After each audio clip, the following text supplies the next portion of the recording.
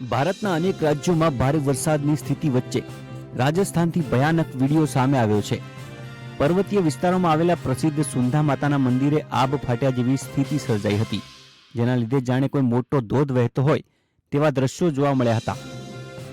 હવામાન વિભાગે 24 ઓગસ્ટના રોજ 14 રાજ્યોમાં ભારે વરસાદનું એલર્ટ જાહેર કર્યું છે।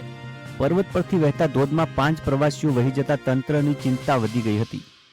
સુંધા માતાના દર્શને આવેલા ડુંગરપુરની એક મહિલાનું મોત નીપજ્યું હોવાના પણ સમાચાર સામે આવી રહ્યા છે, જ્યારે 3 પર્યટકોને પોલીસે આસપાસમાંથી લોકોની મદદથી બહાર કાઢ્યા હતા, જ્યારે અન્ય એક વ્યક્તિની હજુ પણ શોધખોળ ચાલુ છે।